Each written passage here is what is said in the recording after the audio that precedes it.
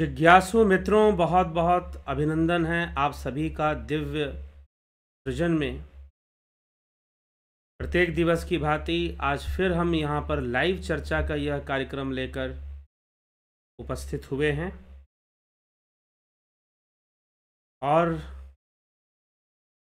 इस लाइव चर्चा के आज का जो विषय है वह विषय है मन और वायु एक समान है। मन और वायु का रहस्य।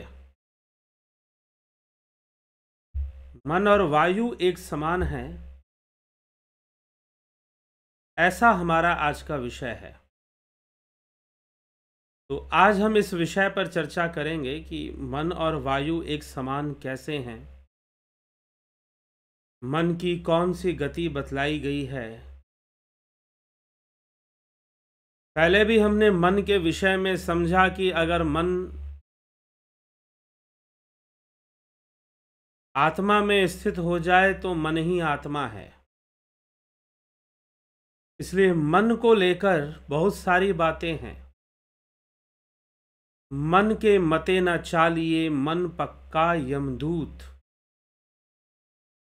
संत कबीर कहते हैं, मन के मते न चालिए, मन पक्का यमदूत।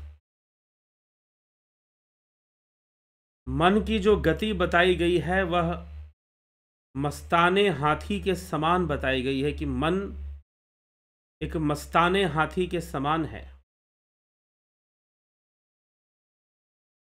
स्वामी विवेकानंद अपनी एक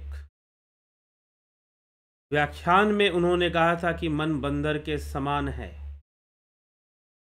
बंदर एक तो चंचल स्वभाव से ही चंचल, और उसे मदिरा पिला दी जाए, उसे शराब पिला दी जाए, पहले उसे भरपेट खिलाओ और फिर उसे शराब पिला दो, और फिर उसे कोई बिच्छू डंक मार जाए तो वह कितना चंचल हो जाएगा।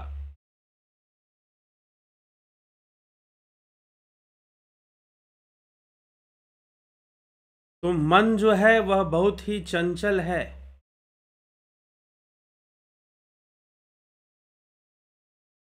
तो मन की जो चंचलता है उस कारण से मन को बहुत कुछ कहा जाता है कि मन मस्ताने हाथी के समान है।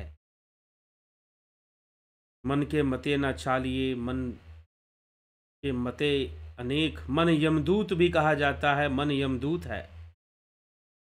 मन ही कारण बनता है। बार बार जन्म लेना और बार बार मृत्यु को प्राप्त होना, इसका कारण भी मन ही बनता है।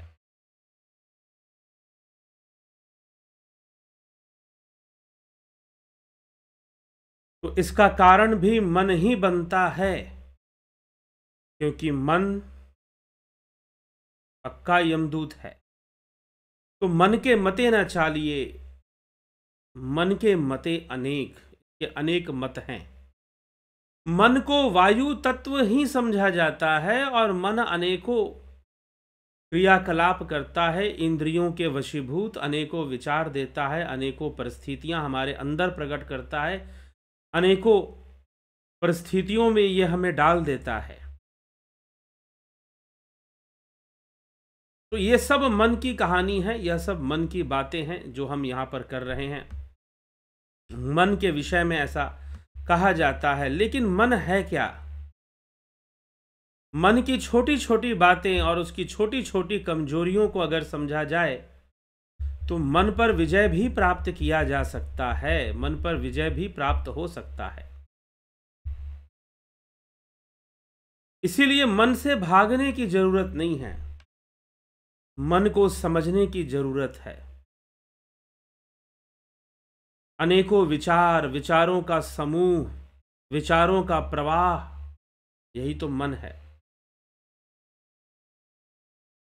और इन विचारों का जो प्रवाह है वो उत्पन्न कहाँ से होता है? तो वह उत्पन्न होता है हमारे इंद्रियों से और चित्त से। चित्त में पड़े हुए संस्कार कभी हावी हो जाते हैं और कभी मन इंद्रियों से ग्रहण करता है विचारों को। चित्त के संस्कारों के साथ वह मिल जाता है और मिलकर एक नया रूप धारण कर लेता है, तो हम कभी उसे शैतान कहते हैं, कभी उसे यमदूत कहते हैं। फिर कब कुछ संतों ने कहा कि मन ही शत्रु है, मन ही मित्र है। श्रीमद् भगवत गीता में भी कहा गया। फिर मन के लिए कहा गया मन ही देवता, मन ही ईश्वर, मन से बड़ा न कोई। मन उजियारा जब जब फैले, जग उजियारा होए। लेकिन मन कभी उजियारा भी हो सकता है और मन कभी अंधियारा भी हो सकता है। तो अंधेरा फैलाएगा, अगर उसने प्रकाश का संग कर लिया तो उजियारा फैलाएगा, अगर अंधकार का संग कर लिया तो अंधेरा ही फैलाएगा, फिर अंधकार का ही प्रचारक बन जाएगा वो मन। तो मन के मते न चालिए, मन पक्का यमदूत, मन के मते अनेक। ऐसी कई वानियां हमें संतों की वानियों में हमें मन को लेकर पाई जाती हैं। आदि गुरु शंकराचार्य भी भज गोविंदम स्तोत्र में मन को लेकर कहते हैं कि मन कमल की पंखुड़ी पर पड़ी हुई जो पानी का बूंद होता है वो हिलता रहता है, वो कभी स्थिर नहीं होता, वो निरंतर हिलता रहता है। मन की भी वही स्थिति है, वो हमेशा ऐसे ऐसे ऐसे ऐसे होता रहता है। गोस्वामी तुलसीदास जी मन को, विचारों को पीपल वृक्ष के पत्तों से तुलना करते हैं। मन को कई उपमाएं दी गई हैं, कई अलंकार दिए गए हैं कवियों की वानियों में, योगियों की वानियों में, संतों की वानियों में। गोस्वामी तुलसीदास जी पत्ते से तुलना करते हैं कि अगर हवा बही थोड़ी सी भी, अगर आपको पता करना है कि हवा बह रही कि नहीं बह रही है, हो सकता है कि आम के वृक्ष के पत्ते ना हिलें, बरगद के पत्ते ना हिलें, दूसरे वृक्षों के पत्ते ना हिले, लेकिन पीपल के पत्ते जरूर हिलेंगे। वो शांत नहीं रह सकते। पीपल वृक्ष के जो पत्ते हैं वह जरूर हिलेंगे। आप कभी भी पीपल के वृक्ष पर जाओ, कितनी भी शांति चारों तरफ क्यों ना हो, लेकिन अगर पीपल वृक्ष के पत्तों को देखोगे तो वो आपको हिलते डुलते नजर आएंगे। मन की भी यही गति है। मन कभी किसी अवस्था में, कभी किसी अवस्था में, मन कभी कैसे तो मन कभी कैसे, और बस यही मन तो सारा खेल कर रहा है। कौन सी विचारधारा हावी हो गई और कौन सी विचारधारा नहीं हावी हुई। अर्जुन के ऊपर एक विचारधारा हावी हो गई कि अरे मैं युद्ध करूंगा, मेरे सामने मेरे पितामह, मेरे गुरु द्रोणाचार्य, इनसे मैं अतिशय प्रेम करता हूं, इनका सम्मान भी करता हूं, इनके ऊपर शस्त्र चलाऊंगा, कितना बड़ा पाप लगेगा। वह व्यक्तिगत पुण्य और पाप में लिप्त हो गया। थोड़ा सा ज्ञान और वो हावी हो गया उसके ऊपर, और उसको लगने लगा कि युद्ध मुझे नहीं करना चाहिए, मैं युद्ध से बच जाऊं तो मेरे लिए बहुत बेहतर होगा। तो अर्जुन के मन में ऐसे भी विचार आ गए। ये मन ही तो है, क्षण में कुछ हो सकता है, क्षण में कुछ हो सकता है। यह मन के क्रियाकलाप हैं। हवा चलती है, जैसे हवा बहती है वैसे ही मन भी बहता रहता है, मन भी चलायमान होता रहता है, मन भी चंचल होता रहता है। तो मन का चंचल होना यह बहुत ही प्राकृतिक क्रिया है मन की, क्योंकि मन में विचार चलते हैं और विचार अनेकों प्रकार से, विचार कभी कोई दिशा पकड़ते हैं, कभी कोई दिशा पकड़ते हैं। किसी समय हमारे ऊपर कामना हावी है तो किसी समय क्रोध हावी है, तो किसी समय लोभ, तो किसी समय मोह, तो कभी किसी समय अहंकार हावी है। मन विकारों से ग्रसित रहता है। गोस्वामी तुलसीदास जी इसको, मन को के विकारों की चर्चा जब करते हैं, मानस रोग की चर्चा करते हैं। मन के रोग सुनहु तात यह मानस रोगा, जिनते दुख पावहीं सब लोगा। काम वात कफ लोभ अपारा, क्रोध पित्त नित छाती जारा। मोह सकल व्याधिन करी मूला, तिनते पुनि उपजहि बहुसूला। तो गोस्वामी तुलसीदास जी इस प्रकार से वह भी मन की व्याख्या करते हैं कि मन क्या है और मानसिक रोग क्या है, मन के रोग क्या है, मन के विकार क्या हैं। तो हम खुद कभी स्थिर नहीं रहते, शांत नहीं होते, बस एक विचलित अवस्था में हम कभी इधर कभी उधर हम होते रहते हैं। और जब तक यह मन है तब तक तो ऐसे रहेगा। इसीलिए मन को वायु की कोई निश्चित दिशा नहीं होती। कभी कभी पश्चिम की ओर चलती है, कभी पूरब से, कभी उत्तर से, कभी दक्षिण से, वायु की दिशा। और जब झंझावत आ जाए, एक होता है तूफान, आंधी, और एक होती है आपको बवंडर, जिसमें जब हवा चलती है बहुत तेज, धूल मिट्टी ऐसी चीजों को लेकर चलती है। और एक आंधी जब तेज हवा चलती है बहुत तेज, और एक झंझावत जब हवा की दिशा ही पता नहीं चलती, कभी इधर से हवा तेज हो रही है, कभी उधर से हवा तेज हो रही है, चारों तरफ से हवा तेज होती है, कुछ पता ही नहीं चलता है। और जब मन की ऐसी स्थिति हो जाए तो व्यक्ति मानसिक रोगी ही हो जाता है। कभी ये विचार, कभी वो विचार, कभी ऐसी बात, कभी वैसी बात मन में आ जाती है। होता है, मैंने ऐसे पीड़ित लोगों को देखा है। मन स्थिर नहीं रहता, कभी मन में ये आ गया, कभी मन में वो आ गया, कभी ऐसे विचार आ गया, कभी वैसे विचार आ गया, और उसके अनुसार वो घूमते रहते हैं, चलते रहते हैं, और उसे रोक नहीं पाते हैं, उसे नियंत्रित नहीं कर पाते हैं। तो यह मन की स्थिति हो जाती है, मन की ऐसी अवस्था बन जाती है। तो इसीलिए मन को वायु से तुलना किया, वायु से इसकी तुलना हो रही है कि यह वायु के समान है, इसका निग्रह आसान नहीं है।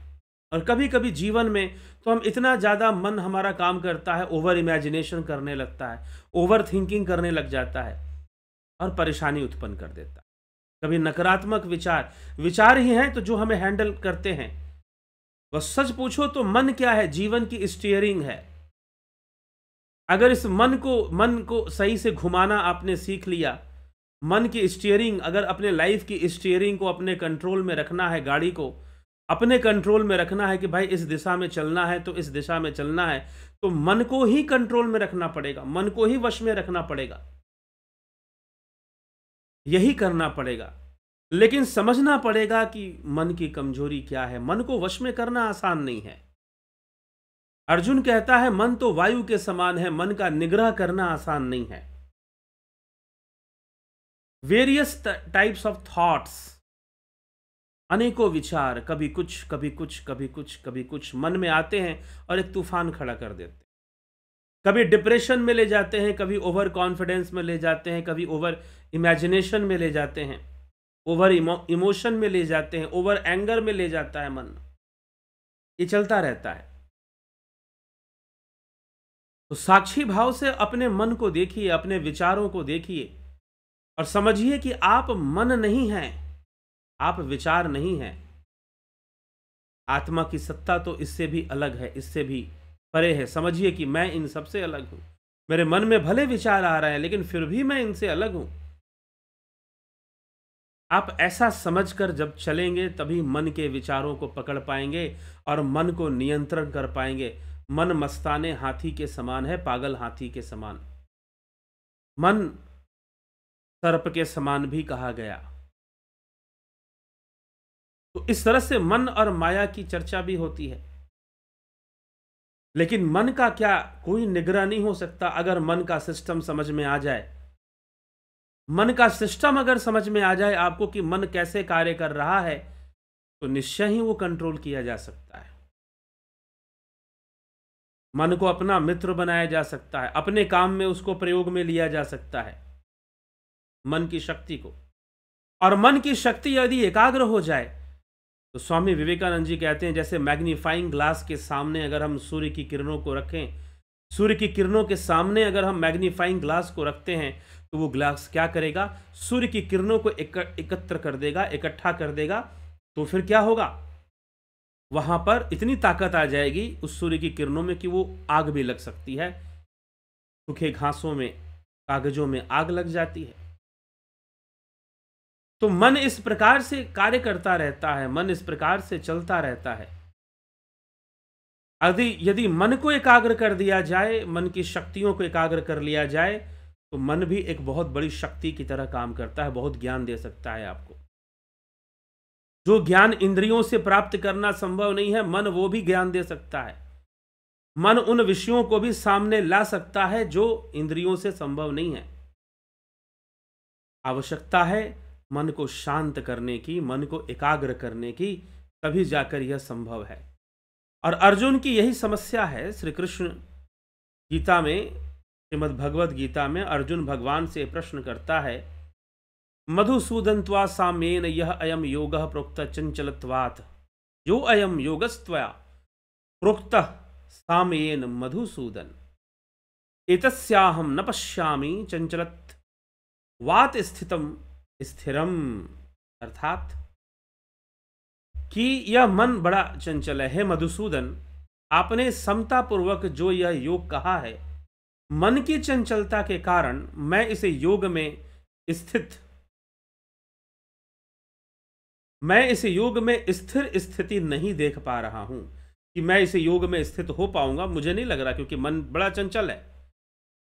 चंचलम ही मनः कृष्ण प्रमाथि बलवद दृढ़म तस्याहम निग्रहम मन्ने वायोरीव सुदुष्करम।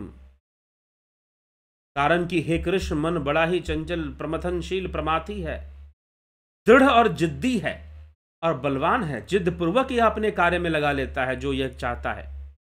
उसको रोकना वायु की तरह अत्यंत ही कठिन है। वायोरीव सुदुष्करम, ये अत्यंत ही कठिन है मन को रोकना। मैं कैसे रोकूं मन को? वायु के समान इसको कठिन लग रहा है। तब भगवान यहां पर कह रहे हैं, उत्तर देते हुए अर्जुन को, समाधान देते हुए। वो समाधान संपूर्ण जनमानस के लिए, सबके लिए है। वह समाधान सबके लिए है।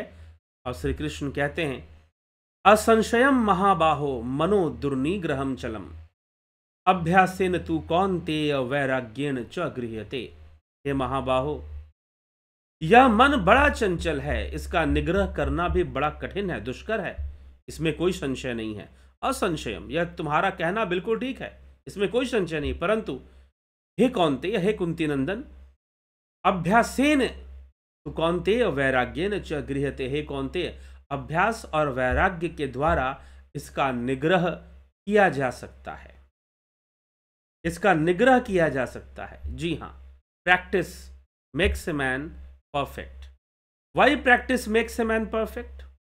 क्योंकि प्रैक्टिस से किसी भी चीज को माइंड अडॉप्ट करता है, किसी भी टेक्निक को, किसी भी प्रैक्टिस को माइंड जो है अडॉप्ट करता है, माइंड उसे स्वीकार करता है। इसको, किसी भी प्रैक्टिस को।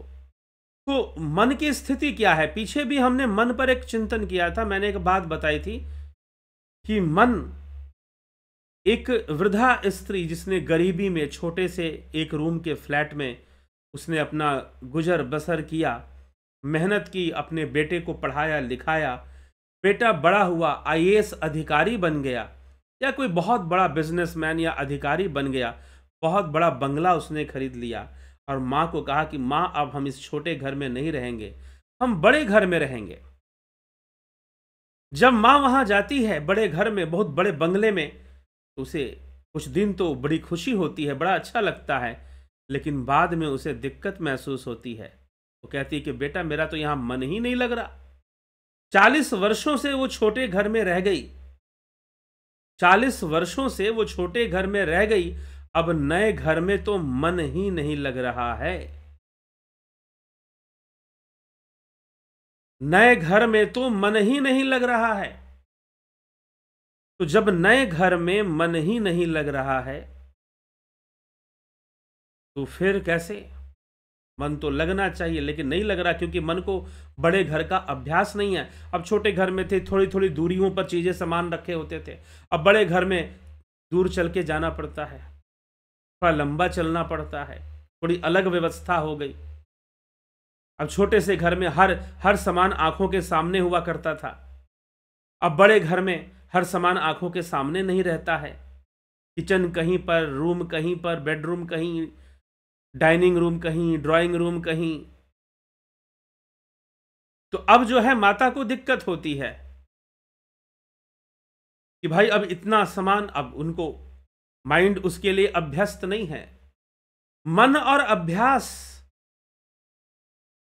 ये दोनों का बहुत ही पक्का रिश्ता है। अगर हम थोड़ी सी मैथमेटिक्स की भाषा में बात करें, डायरेक्टली प्रोपोर्शनल है। Mind and practice directly proportional है।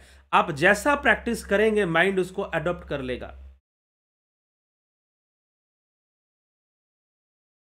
यह मन की स्थिति है, माइंड उसको अडॉप्ट कर लेगा।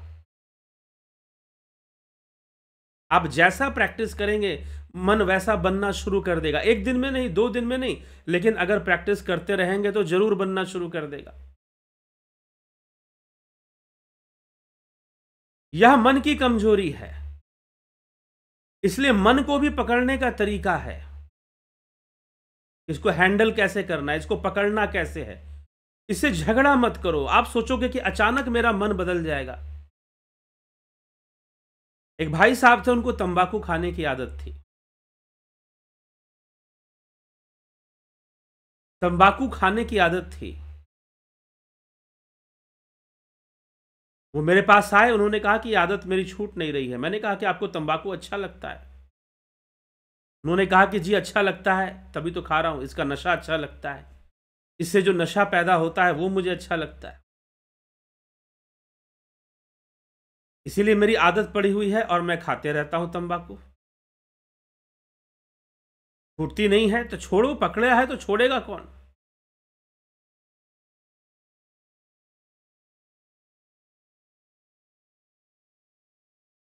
फिर मैंने उनसे कहा कि याद करो, जब आपने पहली बार तंबाकू खाई थी तो कैसे खाई थी? उन्होंने कहा कि मित्रों के साथ मैंने खाई थी।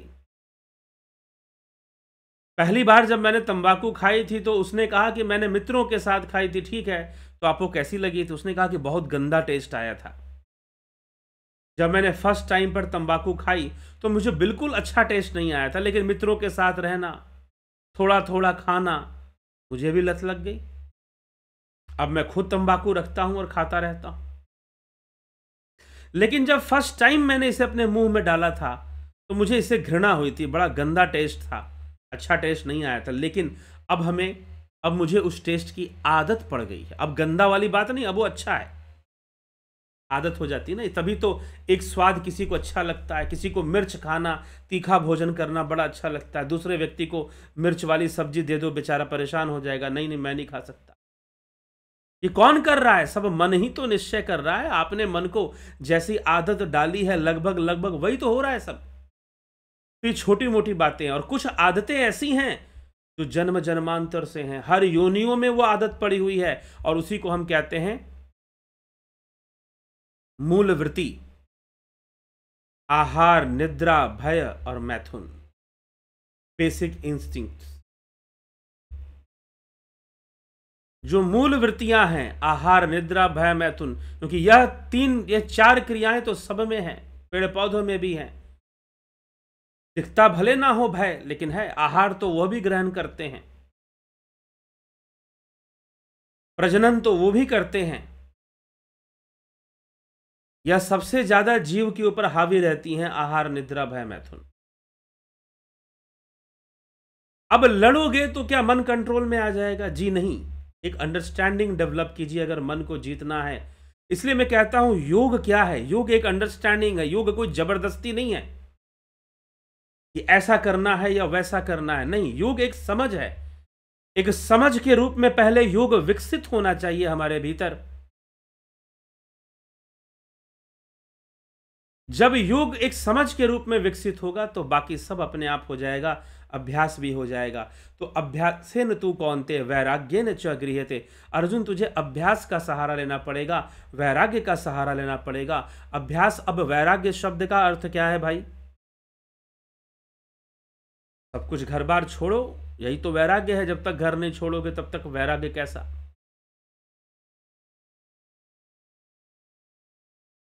ठीक। लेकिन जब हम श्रीमद् भगवत गीता का 6ठा अध्याय पढ़ते हैं, आत्मसंयम योग नामक अध्याय, उसी पे तो चर्चा चल रही है। यह विषय भी उसी पर है कि चंचलम ही मना कृष्ण प्रमाथि बलवदृढ़। अर्जुन का प्रश्न 6ठे अध्याय में ही है। तो भगवान प्रारंभ में ही कह देते हैं, अनाश्रितो कर्म फलम कार्यम कर्म करोति यह स सन्यासी च योगी च न अग्निर्चन क्रिया न च क्रिया।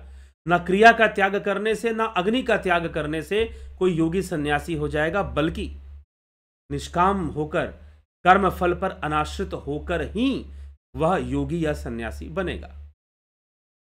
तो प्रश्न है कि वैरागी फिर कैसे बना जाएगा? वैरागी क्या इनसे अलग है योगी सन्यासी से? नहीं, एक ही बात है। वैरागी का अर्थ है अपने मन को राग युक्त ना होने देना, आसक्त ना होने देना, यह वैराग्य है।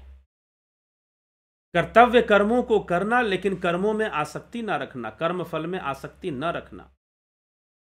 तो मन को बार बार ध्यान में लगाना, मन को बार बार प्रणव साधना में लगाना। आज लाइव सेशन हुआ ध्यान योग का, जिसमें कि प्रणव साधना की चर्चा हुई। मन को बार बार प्रणव साधना में लगाना, यह क्या है? यह अभ्यास है।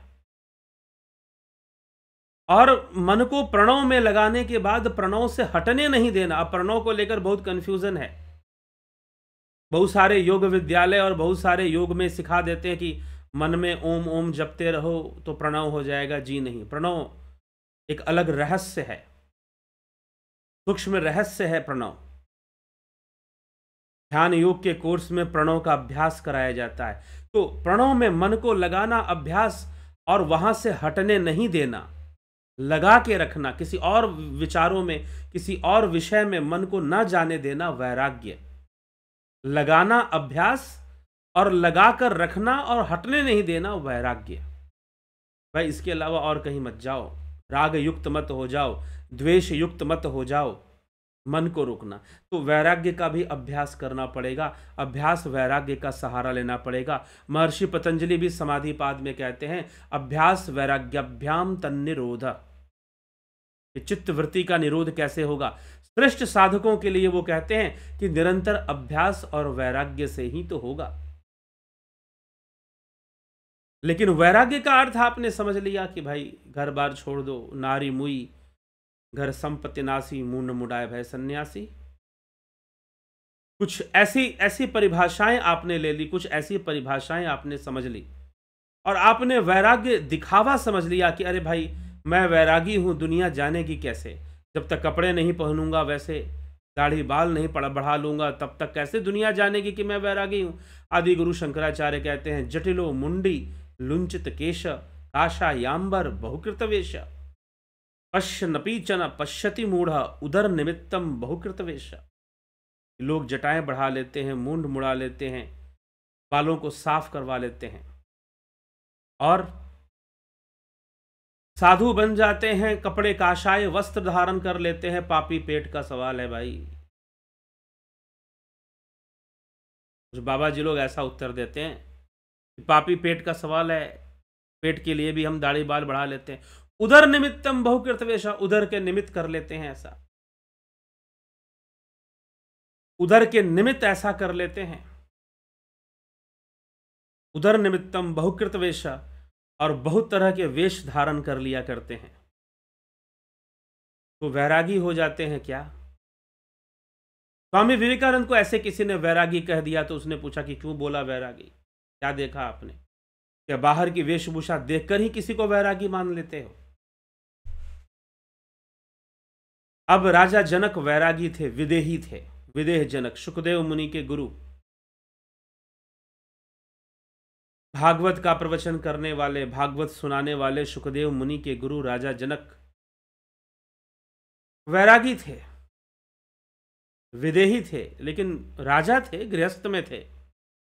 तो तात्पर्य कहने का अर्थ है कि आप गृहस्थ में हैं कि सन्यासी बन के रह रहे हैं, यह महत्व नहीं है। महत्व है कि आप अपने ऊपर काम कितना कर रहे हैं। दुनिया के ऊपर तो बहुत काम कर रहे हैं, लेकिन स्वयं के ऊपर आप कितना कार्य कर रहे हैं? आप कितना अपने मन के साथ खेल रहे हैं, मन को समझ रहे हैं, और मन का निग्रह करने में कितना सफल हो पा रहे हैं और कितना कर पा रहे हैं? प्रश्न ये है। प्रश्न ये नहीं है कि आप कितना दिख रहे हैं, कैसे दिख रहे हैं। इसलिए युग का मार्ग जो है ना, बड़ा विचित्र मार्ग है। यह स्वयं के साथ ईमानदारी का मार्ग है, स्वयं के साथ ईमानदारी का मार्ग है। इसीलिए हमें स्वयं के प्रति ही जागरूक होना है। तो चंचलम ही मनः कृष्ण प्रमाथि बलवत दृढ़म, यह मन बड़ा ही बलवान और बड़ा जिद्दी और बड़ा चंचल और वायु के समान है। अभ्यासेन तु कौन्तेय वैराग्येन च गृह्यते, अभ्यास वैराग्य का सहारा तो लेना पड़ेगा ना, प्रैक्टिस करनी पड़ेगी। मन के साथ झगड़ा करने से नहीं होगा कि मेरा मन क्यों नहीं कंट्रोल होता है, क्यों खाने के लिए मेरा मन कंट्रोल नहीं होता है। पीछे भाई साहब ने एक फ़ोन किया कि नहीं हो पाता है, कई बार कोशिश करता हूँ कि भोजन का पर कंट्रोल करूँ, लेकिन फिर भोजन कर लेता हूँ, कुछ कहीं पर स्वादिष्ट दिख जाता है, कहीं पर अच्छे अच्छे व्यंजन दिख जाते हैं, चलो कर ही लेते हैं, और करने के बाद फिर पछतावा भी होता है। नेचुरोपैथी का कोर्स कर लो, अभ्यास करवा देंगे खाना छोड़ने का भी। लेकिन खाना भी जरूरी है, क्योंकि जो भोजन नहीं करेगा वो योग भी तो नहीं कर सकता। परंतु एक संयम में, एक संतुलन में, योग का उद्देश्य ही है संतुलन बनाकर रखना। शारीरिक रूप से भी, मानसिक रूप से भी संतुलन बनाकर रखना। जबरदस्ती का बॉडी बिल्डिंग नहीं करना, जबरदस्ती का स्लिम ट्रिम दिखने के चक्कर में अपनी हालत पतली करने की जरूरत नहीं है। एक संतुलन में आइए, संतुलन की अवस्था में आइए। शरीर को लेकर जब बात होती है तो आजकल शरीर को लेकर जब बहुत परेशान है लोग, योग वो खूब करते हैं, तो ये जबरदस्ती वाला योग मत कीजिए, एक संतुलन की अवस्था में आइए। शरीर की प्रकृतियां भी, और तुलना भी मत कीजिए दूसरों से, क्योंकि शरीर की प्रकृति अलग अलग होती है। किसी किसी का शरीर होता है जो थोड़ा सा स्थूल होने की प्रकृति होती है, थोड़ा सा मोटा होने की प्रकृति होती है उसमें, और किसी किसी का शरीर होता है कि वो बेचारा कितना भी खा ले, वो 10 आलू के पराठे खा ले। मैं ऐसे ऐसे लोगों से मिला हूं, इसलिए बता रहा हूं। एक भाई साहब थे, वो 10 आलू के पराठे खा लेते थे, लेकिन शरीर एकदम सूखा हुआ, दुबला पतला। कितना भी खा ले, मोटा नहीं, लेकिन अगर ज़्यादा खाएगा, तेल वाली चीज़ें, डालडे वाली चीज़ें और वसा युक्त फैटी चीज़ें ज़्यादा खाएगा, जंक फूड ज़्यादा लेगा, तो मोटा भले ना हो, नसों में कोलेस्ट्रॉल तो जमेगा ही, प्रॉब्लम तो आएगी ही। एक इंजीनियर था, एक लड़का, उसको यही प्रॉब्लम, दुबला पतला देखने में एकदम, मोटा होगा मोटा होगा, घर वालों ने खूब घी खिलाया, खूब घी खिलाया, खूब घी खिलाया, मात्र 28 साल की उम्र में कोलेस्ट्रॉल की प्रॉब्लम शुरू हो गई, और मोटा तो फिर भी ना हो पाया, वो मोटा तो फिर भी ना हो पाया। हाँ ठीक है, वजन ना बढ़े शरीर का, इतना ध्यान रखना चाहिए, लेकिन एकदम सूख जाओ वह भी ठीक नहीं है। स्लिम ट्रिम बने रहिए, लेकिन इतना ट्रिम मत हो जाइए स्लिम होने के चक्कर में। तो संतुलन बनाकर रखना यह योग है, और जब मन पर नियंत्रण होगा तभी यह संभव है। जरूरी है इन सभी बातों को समझना। तो संतुलन बनाना, योग संतुलित करना, मन ही तो साथ देगा, तभी तो संभव होगा कि बहुत अधिक खाने वाला, बिल्कुल नहीं खाने वाला, बहुत अधिक सोने वाला, बिल्कुल नहीं सोने वाला, इनके द्वारा योग सिद्ध नहीं हो सकता। मन को भी एक संतुलित अवस्था में रखना पड़ेगा, धीरे धीरे मन को पकड़ना पड़ेगा। जो स्नेक कैचर होते हैं ना, सर्प मित्र जो होते हैं, वो सांप को कैसे पकड़ते हैं? डरते नहीं हैं, क्योंकि वो सर्प की प्रकृति से पूरी तरह से उनका साक्षात्कार हो चुका, जानते हैं कि भाई इसकी प्रकृति क्या है, ये कैसे डंक मारेगा, कैसे डसेगा, कैसे ये हम हमला करेगा, वो सब जानते हैं।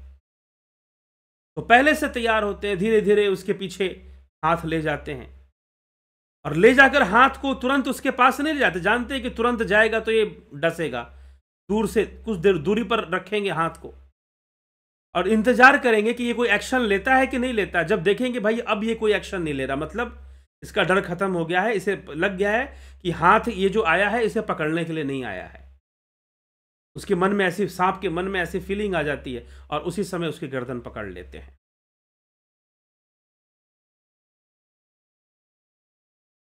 ठीक, उसकी प्रकृति को समझ गए। तो मन की प्रकृति को हम समझ जाएं कि मन कैसे कार्य करता है, मन किस तरह से कार्य करता है।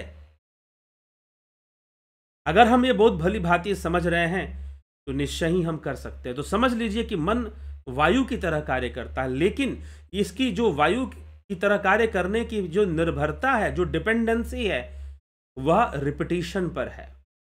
Repetition of thoughts makes a thoughts dominant. विचारों की जो पुनरावृत्ति है, रिपीटिशन है, जो विचारों की बार बार रिपीट होना, वो उन्हें डोमिनेट कर देता है, उन्हें ताकत देता है। उनकी फ्रीक्वेंसी बढ़ेगी, मन की ताकत बढ़ जाएगी, किसी भी विचारधारा की ताकत बढ़ जाएगी। ये करना है, ये नहीं करना है, अगर कोई काम करना है आपको, जरूरी है, तो उसकी फ्रीक्वेंसी बढ़ाइए, डेली बढ़ाइए, धीरे धीरे बढ़ाइए, अभ्यास में लाइए, वो विचार आप पर हावी हो जाएगा और वो आप कार्य कर पाएंगे। लेकिन फिर भी मैं एक बात, बेसिक इंस्टिंक्ट को थोड़ा बाहर निकाल दीजिए अभी, आहार, निद्रा, भय, मैथुन, ठीक है? ये बेसिक इंस्टिंक्ट अलग ढंग से काम करती हैं, इनकी जड़ें ज्यादा मजबूत होती हैं, लेकिन अगर निरंतर अभ्यास किया जाए तो इनको भी बदला जा सकता है। लेकिन जबरदस्ती मत कीजिए। अगर आपको अपने मन को कंट्रोल करना है, कोई हैबिट चेंज करनी है, कोई हैबिट में आप आ गए हैं और उस हैबिट को आप चेंज करना चाहते हैं, जैसे देर से उठना या देर से सोना, तो पहली बात तो आपकी अपनी चॉइसेस है, लेकिन फिर भी आप बदलना चाहते हैं अपनी चॉइसेस को भी, तो धीरे धीरे प्रैक्टिस में चीजों को ले आइए। अभी एक महानुभाव जो थे, वो जो थे जर्मनी से भारत आ गए, भारत में 1-1.5 महीना 2 महीना बिता दिए, अब फिर जर्मनी चले गए। अब जब जर्मनी चले गए तो अब टाइम पैटर्न जो था वो चेंज हो गया। भारत में थे तो 11 बजे रात को सोते थे, अब वहां, यहां जब 11 बजता है तो वहां 7:30 बजते हैं। यहां जब 11 बजता है तो वहां 7:30 बजते हैं। अब उनको जब जर्मनी चले गए तो उनको 7:30 बजे ही नींद आनी शुरू हो जाए, क्योंकि वो एक्चुअल टाइम है उनको, क्योंकि उस समय इंडिया में जब जर्मनी में शाम के 7:30 बजते हैं तो इंडिया में रात्रि के 11 बज रहे होते हैं। जो लोग ट्रैवल करते हैं ना, इस चीज को बहुत अच्छे से एक्सपीरियंस करते हैं, how the mind works, mind की मैट्रिक्स क्या है, ठीक? तो उसको जिस चीज की हैबिट आप दे दोगे वो वैसा बनना शुरू कर देगा। आप उसे अच्छी चीजों की हैबिट दो, उसे आप व्याख्यान यह जो है उसको सुनने की हैबिट दो, सुनते रहो। तो अगर आप इसे अच्छी चीजों की हैबिट दोगे तो ये अच्छा बनने लगेगा, बुरी चीजों की हैबिट दोगे तो बुरा बनने लगेगा। टेस्ट की बात है, जीभ का स्वाद भी वैसे ही काम करता है। अब हमारे दक्षिणी क्षेत्र में, सदर्न पार्ट ऑफ इंडिया में लगभग एक जैसा खाना खाते हैं। वैसे लोग पूरे भारत में मैंने घूमा तो लगभग लोग खाना मिलता जुलता ही खाते हैं। एक कॉमन सी चीज है कि दाल जरूर खाते हैं। अब दाल में सांभर, सब्जियां उब्जियां डालकर, इमली डालकर सांभर बना दो। अब उड़ीसा में डालमा बना लेते हैं लोग। अब जो है कहीं पर सिंपल दाल बना लेते हैं, कहीं पर पतली दाल बनाते हैं, कहीं गाढ़ी दाल बनाते हैं, पंजाब में चले जाओ तो। लेकिन दाल पूरे भारत में लोग खाते हैं। पहाड़ों में भी चले जाओ तो वहाँ दाल भात जरूर खाते हैं। तो जो खाने का जो है उसी में थोड़ा थोड़ा डिफरेंस आपको मिलेगा, लेकिन फिर भी मिलता जुलता है सांस्कृतिक रूप से। आप कहीं भी चले जाओ, भारत में लोग हाथ से खाना पसंद करते हैं। वो थोड़े शहर में जो रह गए हैं, फैशनेबल हो गए हैं, वो चम्मच से खाते हैं, लेकिन खाना लोग हाथ से ही पसंद करते हैं ज़्यादातर भारतीय लोग। कहीं भी ऐसा नहीं कि सिर्फ दक्षिण भारत के लोग हाथ से खाते हैं, उत्तर भारत में भी आप गांवों के क्षेत्र में जाएंगे, सब लोग हाथ से खाते, कोई चम्मच से नहीं खाता। अब जिनको चम्मच से खाने की आदत नहीं है, उनको चम्मच से खाएंगे, उनको वो बोलते हैं कि हमको चम्मच से खाओ, तो हमको लगता नहीं कि खाना खाया। ठीक है, मेरे एक तमिलियन मित्र थे, उनको जब तक इमली का कुछ इफेक्ट ना मिले तो उनको उतना अच्छा नहीं लगता। हैबिट में आ गया है, फूड हैबिट। लेकिन फिर लोग ट्रैवल करते हैं, इधर उधर जाते हैं, हर जगह का फिर खाना खाते ही हैं, ऐसी बात नहीं है। और जब तक हाथों को चाट चाट के ना खाएं, कुछ लोगों की आदत होती है, खासकर गांव में रहने वाले लोग। और कहीं कहीं पर तो आपको चम्मच मिलता भी नहीं है। गांव क्षेत्र में छोटे मोटे जो होटल होंगे, या फिर दक्षिण भारत में आप बड़े होटलों में भी आपको चम्मच नहीं मिलेगा कुछ जगहों पर। तो उनको हाथ से खाने की आदत है। अच्छी बात है, हाथ से खाना वैसे स्वास्थ्य के लिए वही ज़्यादा सही है, लेकिन हैबिट वाली बात कि मन ने क्या अडॉप्ट करके रखा हुआ है। अब भारतीय लोगों के साथ खाने की प्रॉब्लम बहुत होती है। बाहर में कहीं चले जाते हैं तो उनको अगर भारतीय मसालों का स्वाद ना मिले तो उनको थोड़ी प्रॉब्लम होती है। तो ये हैबिट वाली बातें हैं। आदत कैसी डाल रखी है आपने, ठीक है। तो मन की हैबिट्स हैं, कोई कैसी हैबिट डालता है, कोई कैसी हैबिट डालता है, ठीक है। कुछ चीजें बहुत ही बेसिक होती हैं, उनको बदला जा सकता है क्या, अगर सिद्ध हो, जैसे अगर योग सिद्ध हो जाए तो वो भी बदल जाएंगी। अगर योग में सिद्धि मिल जाए तो वो भी बदल जाएंगी। तो कुल मिलाकर जो कंक्लूजन है वो भगवान कृष्ण अगले श्लोक में कहते हैं। क्या कहते हैं? एक तो उन्होंने कह दिया असंशयम महाबाहो मनोधुर्नि ग्रहम चलम अभ्यासे न तू कौन्तेय वैराग्य न च गृह्यते। इसमें कोई संशय नहीं है, अर्जुन की मन का निग्रह बड़ा ही दुष्कर और मन बड़ा ही चंचल वायु के समान है, लेकिन अभ्यास और वैराग्य से इसका निग्रह किया जा सकता है। अब भगवान आगे बताते हैं जो बहुत ही महत्वपूर्ण है, बहुत ही महत्वपूर्ण है, बहुत ही इंपॉर्टेंट है। वो पूरा कंक्लूजन दे रहे हैं इस टॉपिक पर, इस प्रश्न पर, और उसके बाद अर्जुन अगला प्रश्न करेगा। भगवान कहते हैं असंयत्तात्मना योगो दुष्प्राप इति मे मतिः वश्यात्मना तो यतता शक्यो अवाप्तुमुपायतः।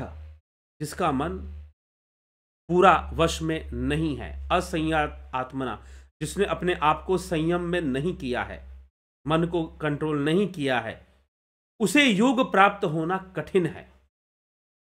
सीधी सी बात भगवान कह रहे हैं कि भाई जिसने अपने मन को संयम में नहीं रखा है, संयम में रहने का मतलब ये नहीं है कि ये छोड़ दो वो छोड़ दो, नहीं, संयम में रहो ना, खाना पीना है, स्वादिष्ट भोजन करो, लेकिन संयम में करो, संयम वाला नियम लागू करो, संतुलन का नियम लागू करो। इसलिए मैं कहता हूं योगी बनना चाहते हो, सिर्फ सूर्य नमस्कार करने से नहीं हो जाएगा, खूब भस्त्रिका और कपालभाति करने से भी नहीं हो जाएगा। संतुलन के सिद्धांत को समझो, योग को समझना है और योगी बनना है तो सिद्धांत को समझिए। कहीं से कुछ सीख लिया, कहीं से कुछ सीख लिया, चलो भाई कमर में दर्द होता है तो थोड़ा सा धनुरासन कर लेते हैं, आंखों में कुछ होता है तो त्राटक कर लेते हैं। अब एक भाई साहब त्राटक करने लगे, उनकी आंखें ही खराब होने लगी और आंखें कमजोर पड़ने लगी, ठीक है। तो बिना जाने कुछ भी नहीं करना चाहिए, पहले तो आप यह भी समझ लीजिए। और योग का सिद्धांत समझिए, आपको संतुलन की अवस्था में रहना है, और पूर्ण संतुलन हो जाए, रजोगुण तमोगुण सतोगुण इन गुणों का भी संतुलन हो जाए तो मोक्ष हो जाएगा, निर्वाण हो जाएगा। यही मोक्ष है वास्तव में, समझिए। मोक्ष को योग में ऐसे ही मोक्ष को परिभाषित किया गया है, कैवल्य को परिभाषित किया गया है, 3 गुणों का संतुलन, यही सांख्य शास्त्र का मत है, सम अवस्था में आना, यही योग का उद्देश्य है। तो संतुलन के सिद्धांत को समझिए कि आपको जीवन में संतुलन बना के रखना है, जबरदस्ती का कोई काम नहीं करना है। तो मन के साथ लड़ना झगड़ना बंद कीजिए, टेक्निक अप्लाई कीजिए, टेक्निक अप्लाई कीजिए। मैं बिल्कुल इसके खिलाफ हूं कि जबरदस्ती मन को मारो, जबरदस्ती मन को रोको, लेकिन टेक्निक तो अप्लाई नहीं करोगे तो भी दोषी हो। यह कहने से काम नहीं चलेगा ना कि जबरदस्ती मन को नहीं रोकना चाहिए, तो हम मन को नहीं रोकते, जो मन में आ जाता है खा लेते हैं, जो करना होता है कर लेते हैं। जी नहीं, ये तो और बड़ी कमजोरी हो जाएगी आपकी। नहीं, प्रैक्टिस में आइए, पहले अपने मन को बोलना शुरू कीजिए। डेली रात को सोने के पहले अपनी जो भी बुरी आदत छोड़नी है, बोलिए कि अब मुझे ऐसी आदत डालनी है, अब मुझे ये करना है, अब मुझे ये करना है। जैसे कि मान लीजिए कि आपको सुबह जल्दी उठना है, तो आप ये मत बोलिए कि मुझे देर तक नहीं सोना, मुझे देर तक, नकारात्मक नेगेटिव कमेंट नहीं बोलिए कि मुझे जल्दी उठकर ध्यान करना है, योग करना है, जल्दी उठकर। डेली मन को बताइए, डेली अपने आप से बातें कीजिए, दिन भर में आधे घंटा अपने आप के लिए निकालिए। यह मेडिटेशन है, यह भी एक मेडिटेशन है। असली मेडिटेशन यही है कि अपने आप से बातें करो।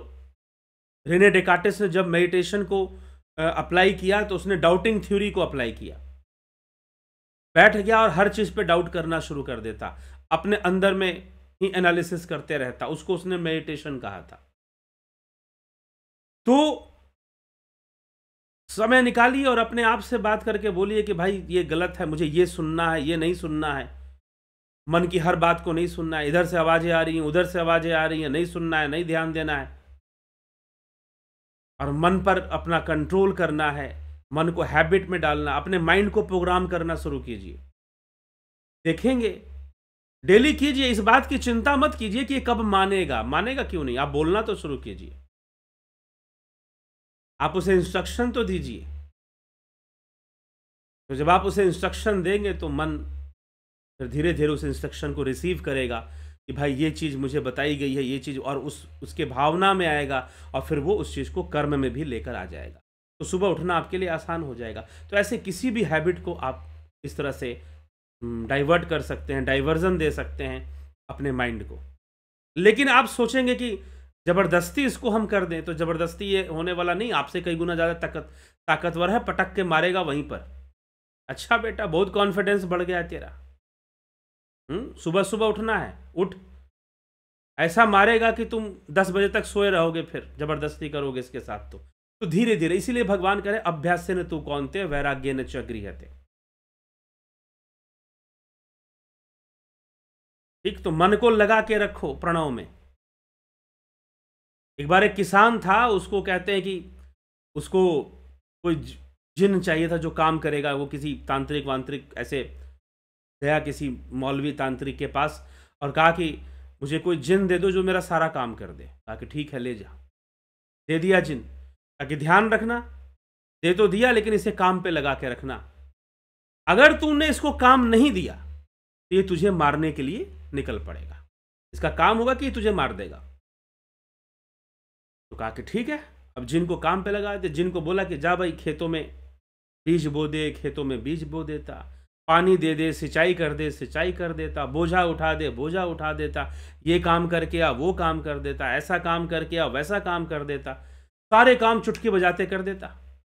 अब किसान ने सोचा कि सारे काम तो हो गए, इसे काम क्या बोलूं, अब कोई काम ही नहीं। तो जैसे ही कोई खाली हुआ जिन इसकी गर्दन पकड़ ली कि अब तुझे नहीं छोड़ूंगा। अब वो किसान भागा, किसी मौलवी तांत्रिक के पास, कहा कि भाई ये तो ले लो अपना जिन विन, ये तो मुझे ही मारने के लिए दौड़ रहा है, मुझे ही मारने पर के पीछे पड़ा हुआ है। कहा कि मैंने कहा था इसे काम में लगा के रखना। अच्छा ठीक है, कोई काम ना हो तो एक काम करो, अपने घर की आंगन में एक बांस गाड़ दो और जब कोई काम ना हो इसके बोलो कि ऊपर चढ़ो नीचे उतरो, ऊपर चढ़ो नीचे उतरो, लगे रहो। मन को लगा के रखो प्रणव में, ध्यान में, शांत रहेगा। नहीं तो कभी कुछ कहेगा, कभी कुछ करेगा।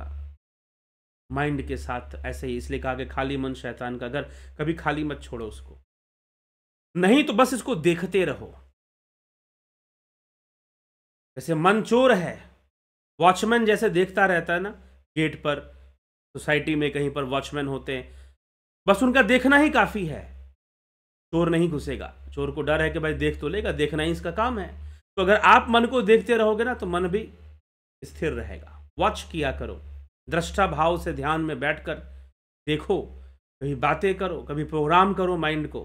तो इस तरह से माइंड को फिर व्यस्त अभ्यस्त किया जा सकता है। और यही भगवान कह रहे हैं कि जिसका मन पूरी तरह से वश में नहीं, असंयत आत्मना, जिसका मन संयम में नहीं, उसके लिए योग प्राप्त हो पाना, योग की प्राप्ति होना कठिन है।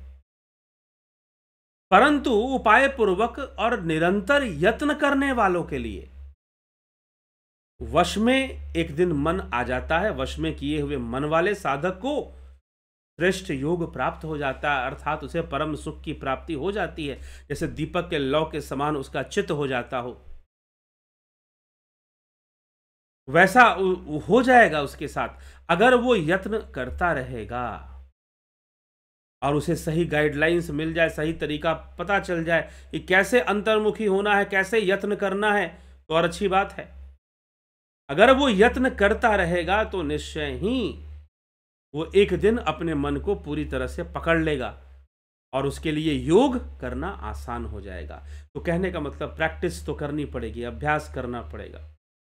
तो मन की कमजोरी को समझिए और समझकर चलिए तो निश्चय ही मन आपके कंट्रोल में आएगा और योग भी होगा और कैवल्य भी होगा, अपवर्ग भी होगा। तो यह सब मन के रहस्य हैं और इसी उद्देश्य से यह ध्यान योग का कोर्स प्रत्येक महीने शुरू होता है 20 फरवरी से, 20 तारीख से। तो ये 20 फरवरी से ये ध्यान योग का कोर्स शुरू होगा। आप इसे ज्वाइन करें और इसका पूरा पूरा लाभ आप उठा सकते हैं। हर महीने 20 फरवरी से यह होता है। अभी फरवरी का, क्षमा करें, हर महीने 20 तारीख से होता है। अभी फरवरी का महीना चल रहा है तो फरवरी में 20 से होगा, लेकिन वैसे आगे भी मार्च में, अप्रैल में, जब भी हो, जून, जुलाई, अगस्त, सितंबर, अक्टूबर, 20 तारीख के आसपास ही यह शुरू होता है। तो आप इसे ज्वाइन कर सकते हैं और इसका लाभ उठा सकते हैं। इसके अंतर्गत आपको गाइडेड मेडिटेशन, ट्रांसेंडेंटल मेडिटेशन और स्पिरिचुअल हीलिंग सिखाया जाता है। इसके डिटेल्स आप लेना चाहते हैं तो आप इस नंबर पर कांटेक्ट करेंगे 9661802459। इस नंबर पे कांटेक्ट कर आप सारा डिटेल ले लेंगे। प्राकृतिक चिकित्सा का भी कोर्स होता है, इसका भी लाभ उठा सकते हैं। फिलॉसफी का जो कोर्स है वो अभी नहीं शुरू होगा,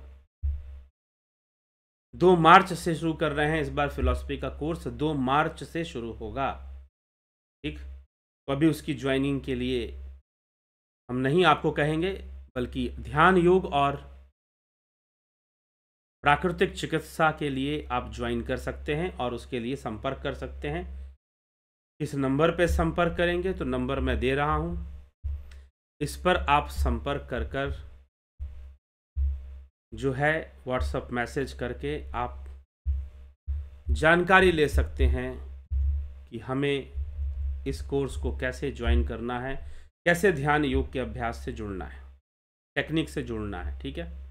तो चलिए आगे बढ़ते हैं और आपके कमेंट्स को भी देख लेते हैं कौन क्या कहता है। प्रेम सागर यादव जी, बहुत अभिनंदन है। शंकर प्रसाद जी, राजू पाल जी, नवज्योति नाथ जी, गंभीर शाह जी, श्वेता कुमारी जी, सतीश कुमार, रामनिवास मीना, जगत नारायण, अबनी प्रधान जी, गोविंद प्रसाद नीमा जी, बहुत अभिनंदन है आप सभी का। संतोष कुमार जी, दीपक शर्मा जी, विनोद के सूद, अमन कक्कर, कमलेश खैरनर, रूपलाल विश्वकर्मा, सविता नायक, चितरंजन बरुआ जी, एके त्यागी, माधुरी कोल्हे, योगेंद्र पंडित, रतन सिंह, राजेंद्र चौहान, मानवेंद्र सिंह, पवन कुमार गुप्ता जी, राकेश मराठे जी, बहुत अभिनंदन है सभी का। कन्हई कुमार जी, अनिमेश महतो जी, काशीनाथ जी, अरविंद कुमार जी, किशोर वैद्य, कलेंद्र सेठ, बंधु डीएफ, अरविंद कुमार, पूनम वर्मा, शिखर शर्मा, अरविंद कुमार, सौम्या शर्मा। क्या आज्ञा चक्र जागृत होने से मन को नियंत्रित समझ लेना चाहिए? जी नहीं, ठीक। हाँ, आज्ञा चक्र जागृत होने से मन का नियंत्रण आसान जरूर हो जाएगा, फिर मन का आसान जरूर हो जाएगा, लेकिन ऐसा आपने समझ लिया कि मन नियंत्रित हो गया, ऐसी बात नहीं है। हाँ, लेकिन मन का नियंत्रण सरल हो जाएगा। नथु सिंह जी, योगेश खैरनर, विष्णु चंद्र मौर्य जी, रमेश यादव जी, जब मेरा मन शांत होता है तो मुझे सिर में चींटी जैसे चलने का एहसास होता है। क्या करना चाहिए? कुछ भी करने की जरूरत नहीं है। मन को एक दिशा मिल रही है, अगर चींटी जैसे चलने का एहसास हो रहा है तो, ठीक। और आप ये समझिए कि मन पूर्णतः शांत नहीं हुआ है, थोड़ी सी दिशा ही उसकी बदली है। आशा रानी जी, विंदेश्वरी मिश्रा जी, मन का पूरा शांत होने का भी एक अलग खेल है। इसीलिए चित्तवृत्ति निरोध को, अंततः कैवल्य को पूर्ण शांति मानी गई है, जहां पर कोई वृत्ति ही ना रह जाए। उसके बीच, उसके पहले अवस्थाएं हैं, कुछ ऊपर की कुछ नीचे की, लेकिन अवस्थाएं ही हैं। राकेश गुप्ता जी, घनश्याम सरोदे जी, दयानंद जी, श्याम सुंदर तिवारी जी, किशोर वैद्य जी। प्रमाथी मतलब चंचल, प्रमथन करने वाला, प्रमादी, प्रमाद में रहने वाला, ठीक है। हमेशा सुख भोगी, जहां इजी इजी वे में चलने वाला, हमेशा आसान चीज़ों को करना कि भाई मन ये कर रहा है तो ऐसे कर लेते, मन ये कर रहा है तो वैसे कर लेते, बिल्कुल उसको कोई कंट्रोल नहीं मन का। ठीक है, तो प्रमाथी मतलब जबरदस्ती, जिद्दीपना वाला, अपने जबरदस्ती आपको उसमें डाल देगा, चला देगा। हेमराज, ओमराज हेमराम जी, आर जी कुंवर जी, अनिल सोनी, अमित गर्ग, गर्व से कहो हम हिंदू हैं, विश्व का एकमात्र देश भारत है जहां हम धरती को भी जननी से संबोधित करते हैं। हम अटल बिहारी वाजपेयी जी के सपनों को साकार करेंगे। ठीक है जी, हम सनातन के सपनों को जरूर साकार करेंगे। सौम्या शर्मा जी, क्या समाधि में क्लिनिकली डेथ भी प्रूव हो जाती है? समाधि एक अलग विषय है, मृत्यु तो शरीर के लिए है। समाधि में क्लिनिकली डेथ भी प्रूव हो सकती है, लेकिन समाधि तो, अगर आप निर्बीज समाधि की हम बात करें, अगर हम निर्बीज समाधि की हम बात करें, तो जो निर्बीज समाधि है वह तो मृत्यु से भी परे की चीज है, तो हो सकता है क्लिनिकली डेथ भी प्रूव हो जाए।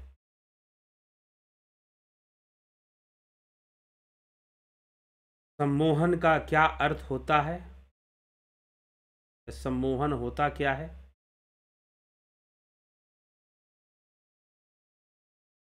ये प्रश्न, सम्मोहन का क्या अर्थ होता है? सम्मोहन अब एक अलग विषय है। सम्मोहन, तंत्र मंत्र और बहुत सारी चीजें होती हैं।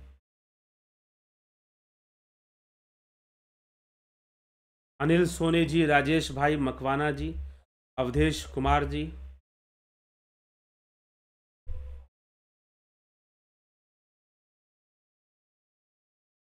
भगवान श्री कृष्ण अर्जुन से कहते हैं कि युद्ध भी कर और मेरा स्मरण भी, दोनों कैसे करें? यही तो अभ्यास का विषय है कि दोनों कैसे करें। अभ्यास करेगा तो दोनों संभव है। श्रद्धा और अभ्यास, इसलिए श्रद्धा युक्त होकर अभ्यास करना चाहिए। श्रद्धा नहीं होगी तो वो भी दिक्कत है। श्रद्धा भी मन की एक तैयारी है, एक एक्सेप्टेंस है।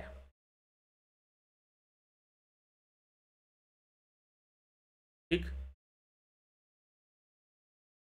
सर जी, कारण शरीर में कौन से तत्व होते हैं? कारण शरीर में संस्कार होते हैं, बीज रूप में चित्त होता है उसमें। ठीक है, तो चित्त होगा तभी तो संस्कार होंगे। कर्म नहीं होगा उसमें, लेकिन चित्त तो होगा, संस्कार तो होगा, अहंकार भी होगा। तो ये तत्व होते हैं, अहंकार का होना, चित्त का होना। अब सांख्य दर्शन में बुद्धि, अहंकार, मन, ये सब तत्व ही तो हैं। सांख्य शास्त्र थोड़ा उठाइए, देखिए कौन कौन से तत्व बताए गए हैं। तो चित्त रूपी तत्व होता है, अहंकार रूपी तत्व भी होता है इसमें, और बुद्धि रूपी तत्व भी होगा कारण शरीर में, लेकिन कर्म नहीं होगा।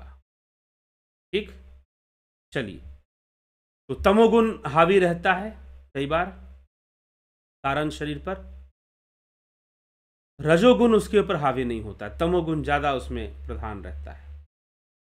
तो चलिए, इसी के साथ हम कारण शरीर, सूक्ष्म शरीर, इसकी व्याख्या अमित शर्मा जी अगर आप लेना चाहते हैं, विवेक चूड़ामणि, इसका प्लेलिस्ट है, आप चैनल पर जाइए, प्लेलिस्ट पे जाइए, विवेक चूड़ामणि या तैत्तिरीय उपनिषद का भी प्लेलिस्ट मिल जाएगा, उसको आप सुनिए, ग्रहण कीजिए, उसमें इसकी चर्चा मिलती है। मन स्वयं से अच्छा बुरा नहीं जानता जी। विवेक से जो पता चलेगा, बुद्धि से जो पता चलेगा, उसी से मन अच्छा बुरा जानेगा। इसलिए मन है क्या? आपके विचार नहीं। जब आपने इंद्रियों से कोई अनुभव लिया, वह अनुभूति चित्त में जाती है और चित्त में पड़े हुए संस्कारों के साथ वो मिक्स होती है, प्रोसेस होती है। प्रोसेस होने के बाद जो कंक्लूजन आता है वो मन है। ये अच्छा है, ये बुरा है, ये कंक्लूड हुआ। तो जब बुद्धि में जाएगा, अब कौन से संस्कार आप पर हावी हैं? चित्त में जो संस्कार हावी होंगे, चित्त में जो संस्कार हावी होंगे, वो संस्कारों के अनुसार मन जो है कार्य करेगा। ठीक, मन जो है कार्य करेगा। तो इस तरह से हमें इसको समझना है। सर जी, क्या पतंजलि योग सूत्र में मिलेगा क्या चीज? 24 तत्वों की चर्चा नहीं मिलेगी, सांख्य सूत्र में मिलेगा। सांख्य सूत्र में अगर ज्ञान की अभिलाषा है तो थोड़ा सा मेहनत भी करना पड़ता है, थोड़ा सा खर्च भी करना पड़ता है और अध्ययन भी करना पड़ता है। सांख्य में मिलेगा 24 तत्वों की चर्चा, जिसमें बुद्धि भी है, अहंकार भी है, मन भी है। तो ये तत्व जो हैं कारण शरीर में बने रहते हैं, लेकिन कर्म नहीं बनेगा। कर्म नहीं बनेगा तो कर्म फल भी नहीं बनेगा। दूसरा सूक्ष्म शरीर, विवेक चूड़ामणि का अध्ययन कीजिए। स्थूल शरीर, सूक्ष्म शरीर, कारण शरीर। अभी जल्दी हम वीडियो आपको एक डालेंगे भी कारण शरीर पर, क्यों चिंता करते हैं? तो वीडियो जल्दी चैनल पर आएगी, कारण शरीर पर आप जुड़े रहें। लेकिन अभी जो आप ये विषय छेड़ रहे हैं, ये आज के विषय से अलग है, तो इस पर मैं शॉर्ट में ही उत्तर दे पाऊंगा, ज्यादा आपको लंबा नहीं खींचूंगा, क्योंकि ये श्रीमद् भगवद गीता का एक विषय चल रहा है, एक सीक्वेंस में चल रहा है। इसलिए रिपीटेडली ये क्वेश्चन मत कीजिए, ये कह रहा हूं। कारण शरीर का तत्व पतंजलि योग सूत्र में मिलेगा, नहीं मिलेगा। ठीक, आप रिपीटेडली इस प्रश्न को कर रहे हैं, आपको रास्ता दिया जा रहा है, आप उस रास्ते को अपनाने के बजाय दूसरे प्रश्न कर रहे हैं। ठीक है, सांख्य दर्शन उठाइए, पढ़िए। नहीं समझ में आ रहा है, फिलॉसफी का कोर्स ज्वाइन कर लीजिए। फिलॉसफी के कोर्स में सांख्य शास्त्र की व्याख्या में तत्वों की व्याख्या की गई है कि सांख्य के जो 25 तत्व हैं उनकी व्याख्या कैसे होती है, वो बताई गई है। ये भी कर सकते हैं, नहीं तो पिछले जो प्लेलिस्ट हैं उनमें भी जाकर सांख्य दर्शन पर भी एक प्लेलिस्ट आपको मिलेगा। फिर आपको योग सूत्र पर तो है ही, योग सूत्र में आपको एक्टिविटीज बताई जाएंगी कि चित्त कैसे काम कर रहा है, विचार कैसे चल रहे हैं, क्लेश कैसे वर्क कर रहे हैं। ठीक है, लिंग शरीर, लिंग की चर्चा आएगी। लिंग शरीर मतलब सूक्ष्म शरीर की चर्चा आएगी। विवेक चूड़ामणि आपको बताया जा रहा है। ठीक है, तो ये सब सारी चीजें बताई गई हैं, तो उनको जरूर आप उसका अनुसरण कीजिए। ठीक है, तो यह विषय है। तो चलते हैं अभी, और अभी हम विराम देंगे अपने इस कार्यक्रम को, और कल फिर मिलेंगे लाइव चर्चा में 9 PM पर। श्रीमद् भगवद गीता की ही चर्चा आगे बढ़ रही है और बढ़ेगी। अभी अर्जुन के बहुत बड़े बड़े प्रश्न हैं, और भगवान श्री कृष्ण बड़े बड़े रहस्यों को प्रकट करने वाले हैं। ठीक है, तो इसलिए आप आगे जुड़े रहें, चैनल को सब्सक्राइब कर दें जिससे कि नोटिफिकेशन आपको मिले। सब्सक्राइब जरूर करें जिन लोगों ने नहीं किया है। और अगर आपको लगता है कि यहाँ श्रेष्ठ चर्चा होती है, यहाँ जो बातें हो रही हैं उससे हमें जीवन की समस्याओं का समाधान हो रहा है, कुछ सुलझ रहा है, तो निश्चय ही शेयर भी कीजिए यथासंभव, क्योंकि YouTube का जो रिकमेंडेशन पॉलिसी है बहुत विचित्र है वो। ठीक, विवादी चीज़ों पर ही ज़्यादा रिकमेंडेशन होता है, और अच्छी चीज़ों पर या सनातन धर्म पर रिकमेंडेशन बहुत डाउन रखता है YouTube। तो आप जो है ज़रूर इसको, वीडियोस को शेयर किया करें,